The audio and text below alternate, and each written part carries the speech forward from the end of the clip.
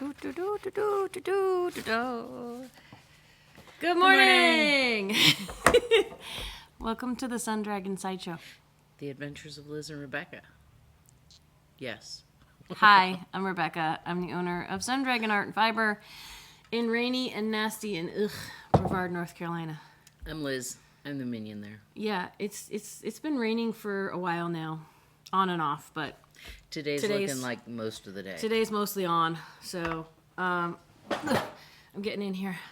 We had a question about shawls, so I'm ready. You want me to read it? Sure. Cause it's an actual card, isn't it cute? And I just checked my email, and we didn't get anything else. So. Oh. Yeah, we didn't get anything else, but I have to write a secret message to Liz here because we didn't talk about it before we started. Anyway, but we that's the date. Sure. Okay, cool. All right, so let me get that out of the way now. So we always have Tuesday Sit and Stitch from 7 to 8 p.m., which I know goes by fast, but then I need to go to sleep. At 7 to 8 p.m. U.S. Eastern Time, on Zoom with the shop phone number, virtual Sit and Stitch. The shop phone number is 828-877-3550. I did not give her the usual lead-in, so good job with that. I'm a little avid today. What? It's not new, though, is it? No, we had a question about when the next virtual Sunday Sit and Stitch would be, which is currently from 2 to 4 p.m. on one Sunday a month. U.S. Eastern Time still, on both Facebook Live and Zoom. Same shop phone number to get in. The August one, we're pushing a little later in the month because there's a good chance we won't have one in September, and we'll talk more about that in the near future. But no, don't get worried. We're good. We're all good. Like that sounds like, ooh, what are you talking about? We're good. So it's going to be August 18th. It's like the third Sunday in August. That's our anniversary month, which is all kinds of fun. So if you want to join us for the virtual Sit and Stitch on Sunday, it will be August 18th. Mark your calendars. Okay. So back to the cute little card. If I can open it. Dear Becky and Lizzie, I love your show and all the fun things you make. Thank you. The Papillon is a wonderful shawl, but a little too complex for my knitting pleasure these days. Can you recommend some shawl patterns that might be less complex, but have some fun things happening in them? Your YouTube fan. Thank you very much. And just off the bat, people's ideas of complex or too challenging or just challenging enough are so subjective. We're going to show you a bunch. I went around while Liz was on her break this morning and just grabbed a bunch of the shawls that I'm just like, ooh. Like, I didn't get all the shawls. These are some of them. And they might have different complexity levels. Some of them, a lot of them are not color work or anything like that. But they're ones we have done in the shop. There are so many out there that it's hard to say. The Papillon shawl involves a lot of counting more than anything.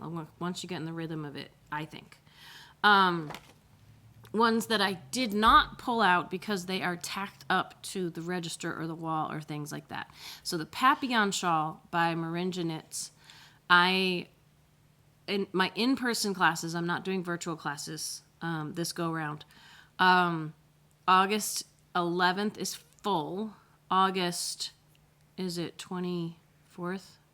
Something like that. 2 weeks after that, I still have room in that class if you're interested for an in-person class on the Papillon to learn how to do the complicated stuff before you start the shawl. Sorry, I got a text in. It was distracting me, but I'm going to leave it there and answer it after we film. It'll just be half over Liz the whole rest of the time we film, but you won't see it. I won't see it. So the other two that are, if you like mosaic color work, I think are medium level challenging. But again, someone else might find that upper level challenging. Pressed Flower Shawl, I've got videos online for that. That's Mosaic. The other Mosaic that I'm actually doing a class on this Saturday in person, and there's room in that class. That's for any of our locals or not super crazy far away people who might want to take it. Contact the shop to sign up. Is the Night Shift Shawl by Andrea Mowry, and the Shift Cowl is a variant on that. I'm doing a class on that this Saturday in person. I'm not doing a virtual class on that. But those are fun Mosaic options. And I think the Night Shift is potentially a little easier than the pressed flowers. But I think those are both something that have interest in them, but aren't as much crazy counting, as the Papillon. Just to put that out there. So, all right, so let's go through all this other stuff that I grabbed, and I'll try to hold stuff up. So, our very first make along was the Echo Point Shawl, and I think I'm good holding this up. If you want to like say anything about it, but this is a triangle shawl. Yep. That it's just a little bit of a variant on the basic triangle shawl that's garter. It's got just enough complication because if it's garter over here, it's going to be stockinette on the row over here. Yeah, like in the midpoint, which is right below my chin here, on the midpoint spine on some rows, you might be switching from purling to knitting. You got to pay attention to the rows, but it echoes the colors top to bottom, and then it echoes what's being garter or stockinette in little strips left to right, and I think it's really fun. I think it's Northbound Knitting is the tag name of the lady who made this pattern. Echo Point Shawl. I'm going to say names at the beginning and end because I don't know if I'm going to have time to list them all. So this one's the Echo Point Shawl. Ta-da! I really like this one. There's not a ton going on in it, but it still has some fun stuff happening in it. So to bounce back and forth a little bit, a crochet one that I like that I don't think is too crazy complicated once you get the hang of it is the super simple log cabin shawl. It's a fun one. It's a fun one, and this one was written for DK, and I forget the lady whose name it is who made it. Hers is like all rainbow colors, and she did a different color for each piece that comes in. This one starts right where my nose is and gets bigger as you go, and it builds pretty easily.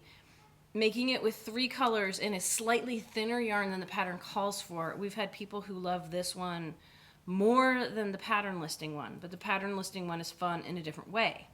So this is like a variant on granny type stitches, but then the log cabin is the way it connects in the middle. It's really cool where you can thin out the yarn for a nice drape. You could even keep the same size hook as the thicker yarn. I think I did this with a light sport weight. It's written for DK. I did it with a light sport weight. Addie Van Norrell. I just remembered the name of the pattern writer. I did it with a light sport weight. I still was on like a G or an H. And I'm a loose crocheter, so take that, you might want to bump up the hook size too. But this one was really fun. And doing it in neutrals like this was really fun. So, again, another triangle shawl. A lot of these are going to be triangle shawls of some kind. So, I'm kind of digging through this to find some of the thicker ones before we go to the thinner ones. So, this is one we just sold yarn for yesterday. Let me see. Is this the front? That's front. Okay. This has a couple different sizes. This is the smaller size. This is the Quaking Aspen by Dee O'Keefe. And I know the name, and it just slipped away from me right when I was trying to do this, by Dee O'Keefe. And this one I did with color changing stripy yarn. But it can look really, really cute in a solid yarn. It is mostly garter at the top with a couple of little pieces. You can't even almost see them on camera that have a knit running panel, just some lines, and then lace work at the bottom. This is the smaller size because it was one skein of Mushishi yarn from Plymouth. It's about 500 yards. For the smaller size, you can make it bigger. The bigger size will have more garter to make it bigger, but the same amount of lace at the bottom. There'll be more lace lengthwise, but not deep-wise at the bottom. So you can always make it bigger, which I think is fun. So there's a not too crazy part at the top and more intricacy at the bottom. I have another one that's thinner that's like that, but what I want to do is go to another D. O'Keefe. This is an example of an asymmetric shawl. It almost looks symmetric the way I blocked it. But this is a D. O'Keefe that, honestly, if we're going to talk about where I started down there. This is the Anissa. I started down there, and there's, and it got bigger as you go, and there's always this cable running up the side, but it keeps getting bigger and bigger until you finish it. So if you like cables, this just has a little cable lace section on the side, and the rest is garter. Yep. Garter, lace, cable, lace, garter for the rest of the row. I think that's really fun in terms of how it's made, because you have the interest at the beginning of every row, and then you have some mindless stuff. But the interest, like this one, a symmetrical one, sometimes can fit around your shoulders better, like this.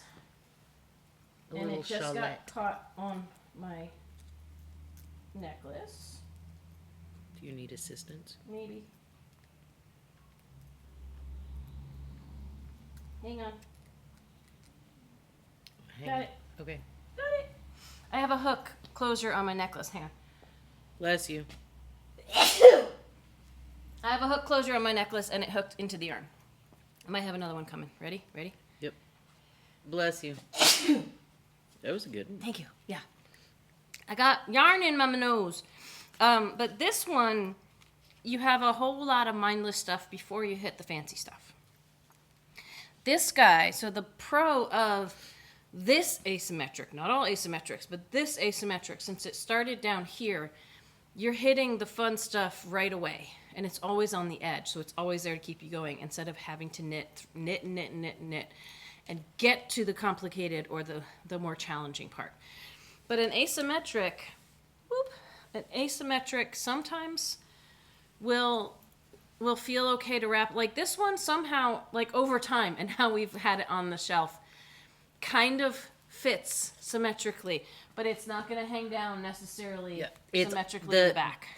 The back is off center. I always struggle with how to wear an asymmetric shawl, or do I want to do like this and put a pin in it? Like, you've got to figure out how to wear an asymmetric shawl, I find, is the challenge. Now, not all asymmetric shawls are like the Anissa by D. O'Keefe, because this one, which is one of my favorites to make, I almost didn't finish, because this one is Roam with a View by Lisa Hahn. And this is the fun part. Again, from where I'm standing, it just looks fuzzy and busy. But this is the fun part with the mosaic, where you get to do this intricate panel work, which is not that hard if you follow the chart. And she's got written instructions too. However, I had to start over here and grow and go back and forth, and it was so mindless I almost lost my mind. But for someone else, that might be fun. Until I got the color work. Oh, there it is. Until I got to the fun part. So I had to go until I had a certain number of stitches. So it was back and forth and back and forth. I like that I was using color changing yarn for one of the yarns, but I had to go through all of this to get to this. But fingering weight, more drapey than the thicker shawls, but also going to take you longer because it's fingering weight. So this is another one that, like, if I was like wearing it like this is interesting, the back is not going to be symmetrical, or, you know, like having this around your front to be like da-da. You just have to figure out how you like to wear it, because this might be really comfy and stylish for someone. I'd recommend pinning it over here some way, but this might be super awkward for someone else. Or a shawl cuff. Yes. Which, speaking of shawl cuffs, oh, that's going to get... I'm taking this necklace off, because that almost got caught. This is a really cute necklace with beads and metal that was handmade by someone in Asheville that I don't even know if they still do the work, but with that closure, it's going to keep grabbing on my knitting. So this is one of our little shawl cuffs. Ta-da! I just yanked this off of the hanger it was on. This is the Scottish Highland shawl by Kay Hopkins. And this is another one that it's mostly garter with some eyelets. Symmetrical again, starts up here. So not too hard until you get to the, and I thought this was, I was seeing it backwards through the light. The bottom has some really intricate lace work. You do have to get down to it, but the intricacy is not too bad. I want to do lace work as the fall make along. And there's so many fun options that I have in the shop that have lacework in it. Lacework is essentially reading a chart to make holes on purpose. Sometimes you don't need the chart, but I like having charts for lacework. Making holes on purpose and doing decreases around them that make it all swoopy and pretty. So that's got some great lacework at the bottom. How we have it on display, so it does a really pretty thing like this when it's thin. How we have it on display is you take the shawl cuff and you wrap it around with the cute little whatever it makes in the front, and you go like that, and then it keeps it from falling off your neck, hopefully. This side could still do something, but you've got it secured in some way. Ta-da. It goes all the way around the shawl though, so if you've got to be able to fit it all the way around your shawl, which can depend on the bulk, right? So that was Scottish Highlands by Kay Hopkins. I got, my other stuff is getting stuck in here. I got out a few other things. Sticking with the fingering weight, there's some beautiful crochet options for fingering weight. And this is our favorite in the shop. It is the Fall River by Katya Novikova. And we did it with Perth, with a color of Perth that changes color so slowly it tends to look kind of dark and muddled when you knit with it, but when you crochet with it, it just sings. It's just got, it changes color fast enough that it just looks really cool. It looks stripy. It looks boho. It looks boho chic. All the fun things. So I always say the lacier it looks, the more likely it's crochet. I have seen people post online where because they were doing lace work and knitting, other people were like, well, that's crochet because there's holes in it. Not necessarily, but the bigger the holes, like big gappy holes, are a little harder to do in knitting. Like Stephen West has managed to do some. But regular big chonky holes like this. If it looks like... If it looks like not graph paper grid, it's probably kind of crochet. I could wear this like this. You know, crochet has a more knotted, open look, depending on what you're doing. It doesn't have to be open, but to get delicate with crochet, you really do have to go pretty small on the yarn and the hook, or go small on the yarn, big on the hook to have a more lacy approach to it. But this is, again, Fall River by Katya Novikova.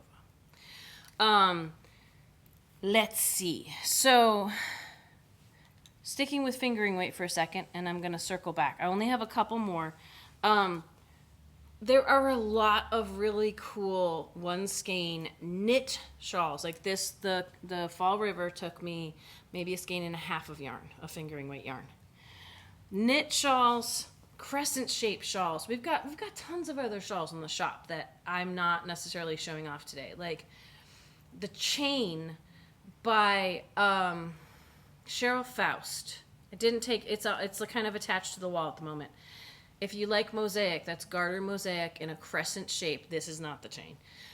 It's bigger and heavier than this, but there's a lot of really cool crescent one skein fingering weight shawls if you want something lightweight instead of something bigger like the Papillon. Papillon gets a little bit bigger than this. Or something that doesn't come as far down your back. Yeah, like these are easier to wear as scarves if you want to, that kind of thing.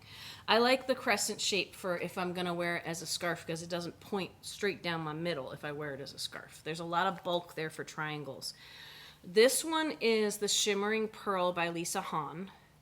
I did it again, Hannes, by the way, is how her last name is spelled. I did it again in a color changing yarn. And so the lace work, it's got garter and lace work alternating.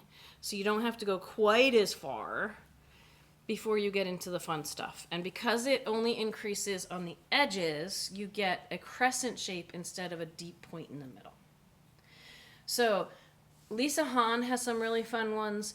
Joji Locatelli has some really fun one skein shawls. She's kind of the master or the most populous on Ravelry right now for one skein shawls. The Storm Shawl by Joji I thought was really fun to make. The Lightweight Hipster, those were all harder for me to get down to show you all. But last one, if you wanted something a little more interesting, this again, you have to get through the top part to get to the lace work, but the top part isn't just straight garter. It had some, like, I have to pay attention for a bit.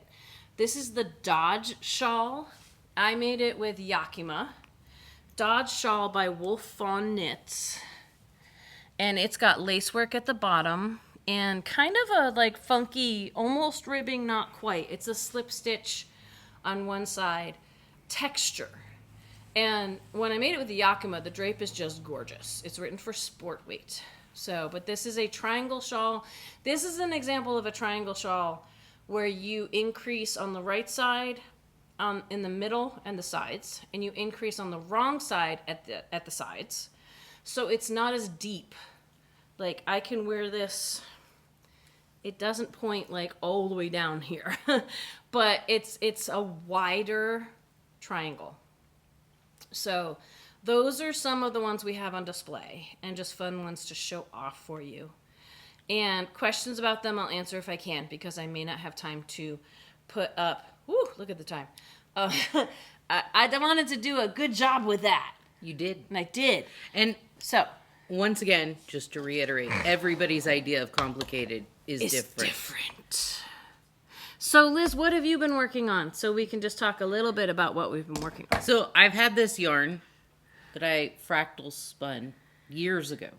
Oh, I didn't know you spun that years ago. Yeah, I blended it to be fractal spun. Which is kind of like Feederbrook. Yeah, she dyes it and then fractal spins it, and I planned this out. Briefly explain what fractal spinning is, because it sounds fancy. You have two plies. One has very short color changes, and the other one has long color changes. And when you blend them together or ply them together, it changes color. Like, one ply is really long, but it'll change color fast within that ply on the other ply. And that can sometimes give you that wave of color look, like the Perth. The Perth, Feederbrook spin cycle. Mm-hmm. It's fractal spun. I've had a hard time doing that, like, with pre-dyed yarn. There's a way to do it, and my brain's like, no. So I planned out my own fractal spin. And I've been making squares. All these squares. How are you making those? I'm weaving them. I'm bored with all my other projects. How are you weaving those? On my Zoom loom. On your little pin loom. Okay, I just wanted to make sure, because people would be like, did you make those little squares on a rigid heddle? No. So all these squares were one right after the other, so they all change color as differently. You went, which is really cool. And I'm, like, addicted now, because I'm like, ooh, what's the next one gonna look like? And, oh, this one's really similar to the one I just did, but it's not. And it's been super fun. So I have, actually, a whole bunch of them, because that's all I've been doing. Not sure what I'm making, but I'm doing stuff. Yeah. Stuff. So that's yeah, we both are like, there's stuff, but there's not a lot to talk about. I didn't tell the story at the beginning. My wildlife story, I got in on time, so we're running out of time, not because I was trapped by a bear this week, but I did have an exciting adventure with coming home and trying to, going to grab my cat's food and going, that looks funny. His wet food I leave out for him during the day because he usually refuses to eat it at night, and then he snacks on it during the day maybe. And it looked funny, and I went to pick it up, and it was covered in ants. I live in the woods. Ants come in and look for food. They finally found the food, and they were all chomping down. It was like a dozen ants. It was really nasty. And they all went, blah, blah, blah, blah, blah, blah. And I was just like, oh, man. So I'm cleaning up after my cat better, and I use the borax and powdered sugar that I learned about from these guys, from people here in the area last year. And I've put out little capfuls. I made a mixture of the dry mixture. You can do wet mixtures of 3 parts powdered sugar to 1 part borax. And you mix it up really, really, really, really good. So the borax is in with the sugar. And I put out little like water bottle capfuls, like off of the plastic water bottles out. And they have already like drained one within 24 hours. So hopefully that's taking care of my ant problem. Anyway. It takes a little bit longer, that method, but it gets rid of the ant problem. And I had leftover borax and powdered sugar from the last time this happened. So I think I showed y'all I was just starting this hat. It is the flower bucket hat, the flower pot bucket hat, something like that. And I was on a D hook when the pattern called for an E, but I'm still a loose crocheter and doing stuff with cotton. And like, this is Zoe, cotton and linen. I find that it's really hard to get tight gauge. Like it affects your gauge. And sometimes the hook, I was using a wooden hook, that can affect your gauge. And it really messes with your gauge. Yeah, like with my gauge especially. Yeah. I finally went back and measured the gauge when I was like, maybe I should check this because I've already pulled out quite a bit of this. I still haven't done the bottom hem on it because I'm starting to make a different one. But this is how it was coming out. And, I mean, this is the first time I've seen it. Like, that's not horrible, but it was, like, down to here. Because I've pulled out several inches, and it still didn't have the bottom edge on it yet. So, and it's super loose on my... Not that, like, a bucket hat needs to be tight on my head, but it was super loose. So I started from the other end using... so the hook I was using was a 3.25 millimeter. And I went down to the one I used for my dragon, which is a 2.5. So almost a whole millimeter, more like 7.75 millimeters. And I'm trying again, and I'm like, and everyone's like, it looks more like a hat. And I'm like, not yet. It's still kind of lacy. She's turned the corner. I've turned the corner, but there's not enough on it to show you. So I'm hoping next week I can show you. But you can already tell, like, I've done up to this point already, and it is much smaller on my head. You can tell. Like, it is much smaller. So I am at the point where I'm pulling off of this to make this. And I hope to be able to show you next week how this turned out. And if it was better going down, I mean, I went way down. And if anything, my gauge for this part, which is very different than the detail part, is supposed to be 5 single crochets per inch. And this one was 4, and this one is almost 6. So it's a lot tighter than it's supposed to be, but I'm hoping that might actually work in my benefit in the long run. Neither one is at gauge, but, you know, it goes fast enough that I'm not super concerned about it. We live dangerously and don't gauge hats. We tell you all the gauge, and sometimes we don't. So, you know, do what I say and not what I do. I did want to show y'all that I'm almost done with my herding cats socks. Ooh. I am on the last set of cats before I do the toe, so I'm very excited about that. That will probably get finished before next week. I had to start new socks because the socks I'm working on for my classes are not from Yarn from the Shop, so I don't want to show them off here because people will go, I want that, and I'll say, we're not selling that. I put this online just recently. These are new colors from West Yorkshire Spinners, which make really nice sock yarn because it's a blend of wools, but there's a lot of Blueface Leicester in there, of the superwash wools in this. Blueface Leicester is like a fuzzier, it's a different breed of sheep than merino. It's a little fuzzier, but it's just as soft. So these are nice and soft, and they pattern, which is really fun. Look at that. So there's a whole bird series and other stripies online. I have put up pictures, so you can buy them from our online shop. What color is that?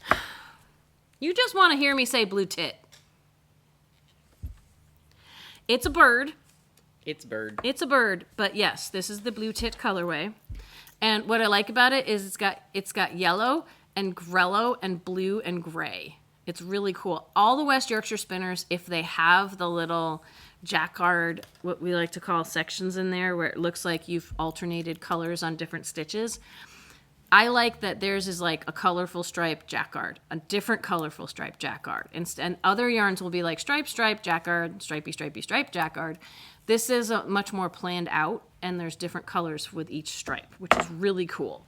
So the last thing I have to show you, I am making a top out of mohair, and I'm so super excited. Look at this.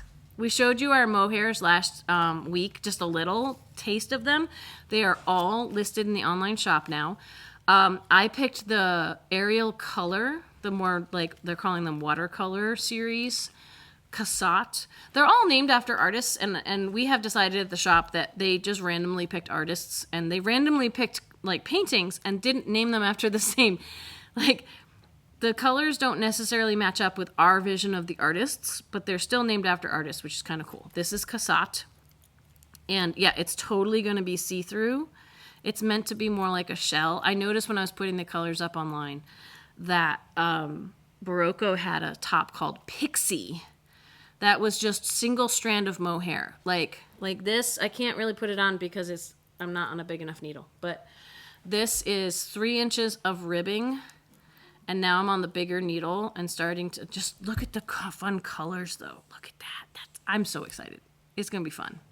It's going to be hot as heck, but it's going to be fun. So that is not the last thing. Oh, that's true. That's true. I just remembered that. So I blocked this. I swear. I mean, I laid it out to dry Tuesday night. It's still damp. It's still damp. It's cold. Yeah. And that's because, but I think most of the shaping of it, I'll take it home and let it dry, or I'll lay it out here. It's so damp from the rain. Usually it takes about 24 hours for something to dry. My house is just damp. I have humidifiers running nonstop. But I wanted to show you all how it changed from blocking. And let me get my dragon, if he wants to come off. That usually catches on everything off of my fingers here. I think it grew a little. I'm hoping the drape is better. The drape may change again once it fully dries. But I promised to show y'all. It did. It nicely. I promised to show y'all, and I'll put it on Instagram. Like a little more length. I was really careful when I laid it out to dry that I shoved the sleeves up so they wouldn't get too much longer. But I like that. I just rolled down the cuffs a little. I didn't pin them, but I rolled them down because they wanted to rise up when I laid it out. It doesn't feel as tight, which is nice. The width of it when I laid it out to block did not seem to want to grow, which is nice. I mean, a little bit is fine because it was kind of tight. I probably got an extra inch of length. I tried to shove it up a little bit, but it looks really nice. It feels more comfortable. It doesn't feel like it's trying to like ride in on me. I'm pretty sure I did the sleeves on a smaller needle than the rest of it, but but I want to say the color work may have come down a little further too. Just a little bit, but I think like Just it's flattened all out. It looks really right. It's like I'm gonna go take a picture in it once we are done filming for Instagram. And then I'll probably find somewhere that hopefully won't get too dirty that I'll lay it out to continue drying. So, yeah. So just to show you what blocking can do. Like, again, there's a little extra material in here, but it's top-down yoke sweaters are going to have a little extra material because usually the color work, like when you put your arms at your sides, it looks like the color work is on the torso and the sleeves. But that's because there's extra material right there. Like usually the color work ends at sleeve separation, which will have this optical illusion when you have your hands down that it was on both. And then it's like, ta-da! Yeah, but nobody walks around like that. Really? Yeah. What if I wanted to walk around? No, my arms would get tired real fast. Okay, so it's really good to see y'all. Next week, we might take more time with our projects, but I wanted to just inundate you with shawl ideas. So I did. But this is great. I can't wait till it's actually cold out and I actually want to wear this. But I'm very happy with how this came out. Now I have to turn back to my Mountain Mist sweater at some point, but I have all these other fun things to do. So we need to open the shop. It is after 10 o'clock. Like, subscribe, ring the bell, all the fun stuff. Bye. Bye.